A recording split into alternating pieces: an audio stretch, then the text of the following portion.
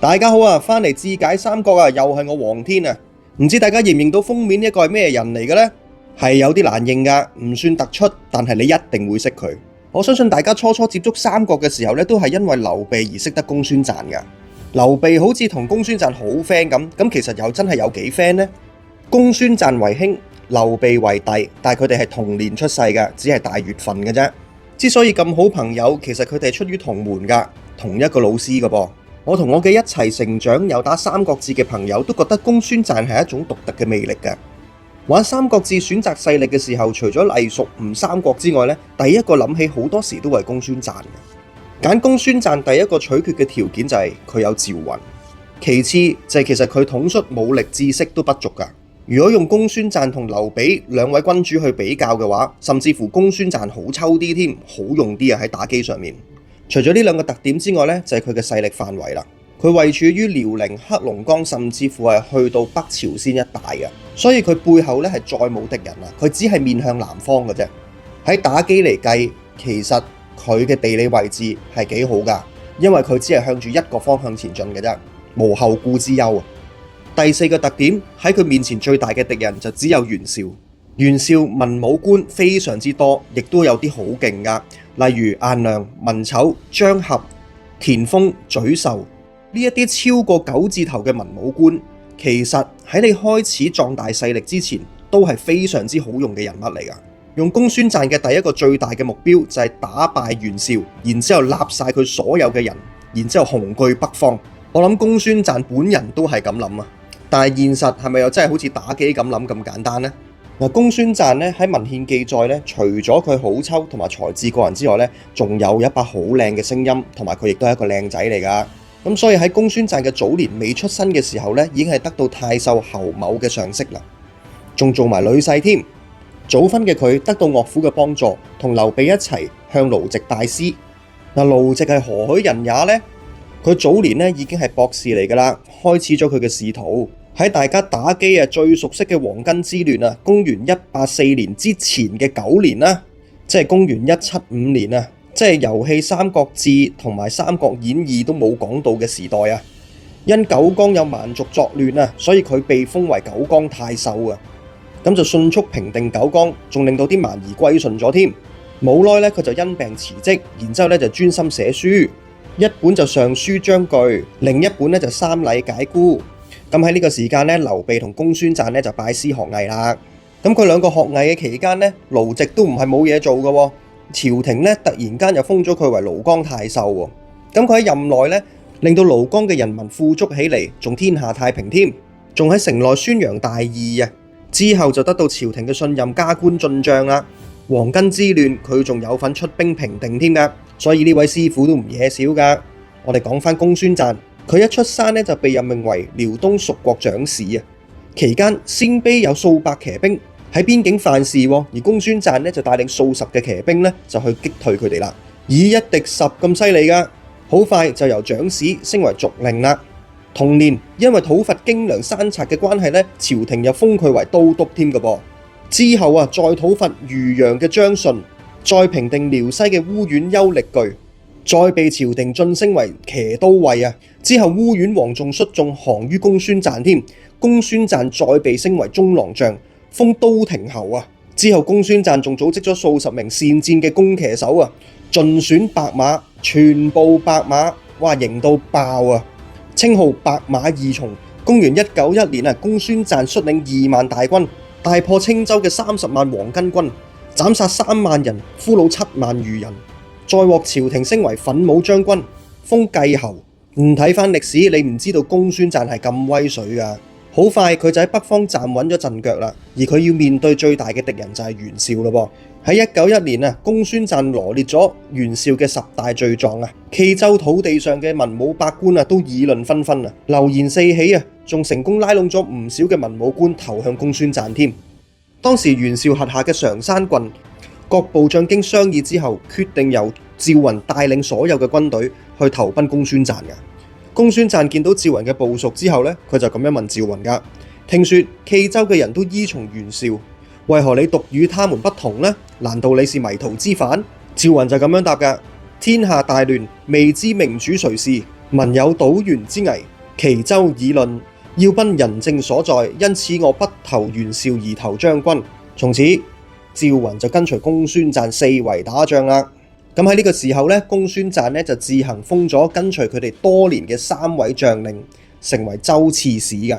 嚴剛為冀州刺史，田階為青州刺史，單京為兗州刺史。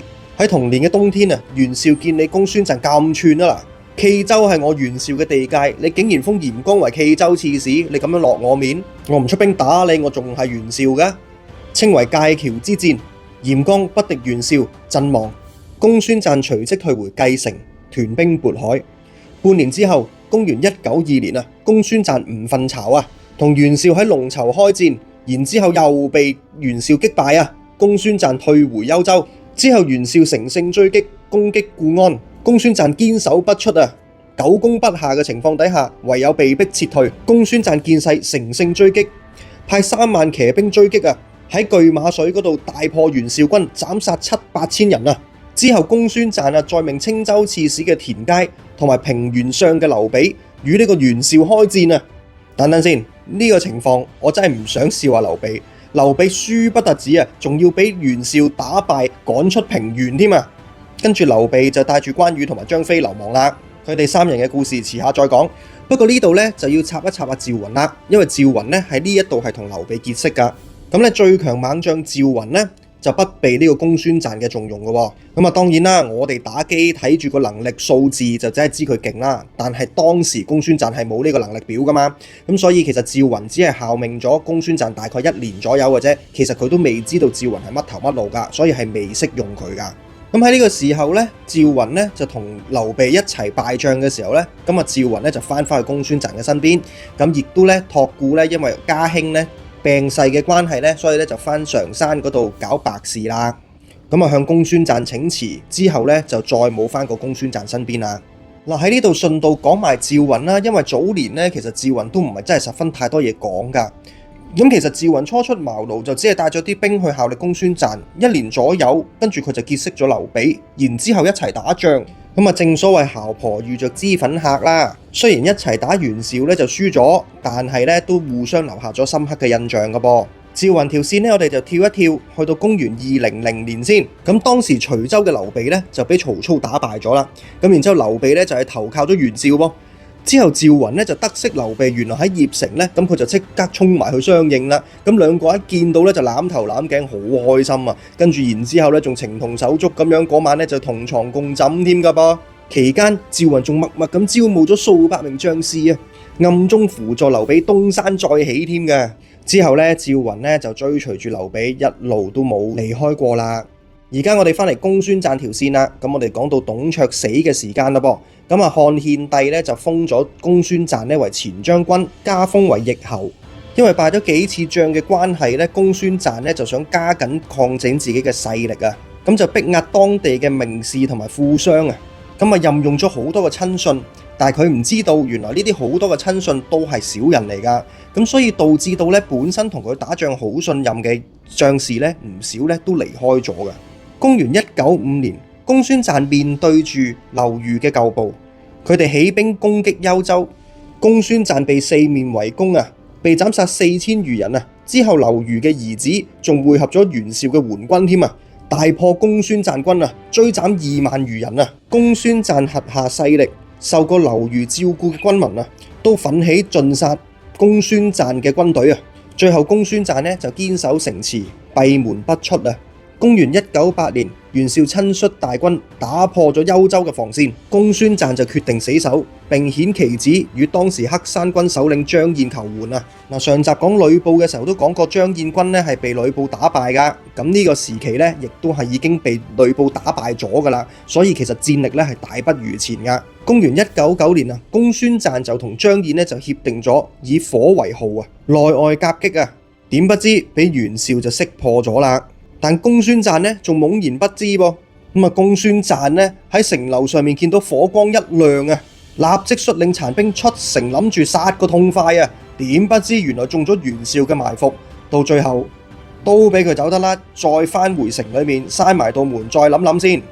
但係諗咗幾日，佢發現都係搞唔掂噶啦。佢就全家自盡啦。公孫瓚其實都係一代梟雄嚟㗎，不過可惜佢同劉備嘅前期一樣，佢冇一個智囊可以為佢分憂㗎。而趙雲嘅加入亦都係太遲啦，公孫瓚亦都未睇到趙雲嘅才能，而好兄弟劉備呢，就受咗公孫瓚好多嘅恩惠啦。但係相反，劉備就俾唔到乜嘢公孫瓚噃。最開頭講公孫瓚嘅優勢就佔咗地利，雄踞北方，無後顧之憂，但係亦都係佢嘅缺點嚟㗎。被袁紹猛攻嘅時候，退無可退，佢到最後被逼自盡。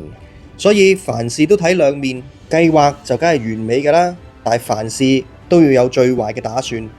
今集就嚟到呢度，支持埋小弟嘅遊戲《三國策》先至走啦，多謝大家。《三國策》好快有得賣啦，而家已經去到包裝嘅階段啦。劉盈同埋曹營起始包之後，我哋會有公孫瓚加孫乾嘅擴充包。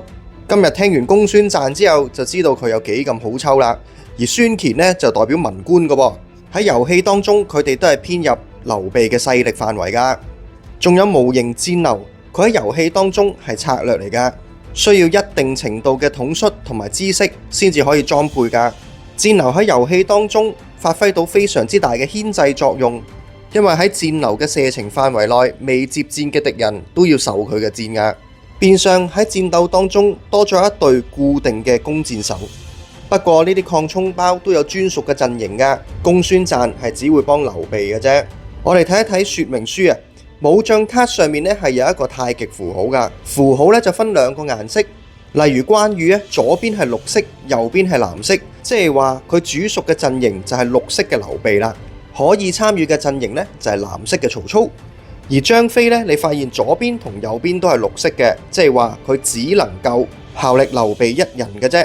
咁樣分佈係為咗忠於歷史啊，亦都避免玩家喺建軍嘅時候配搭出過於強大嘅軍隊啊。三國策喺遊戲性、平衡度方面都落足心機啊，你哋值得擁有，請支持本土製作《三國策》。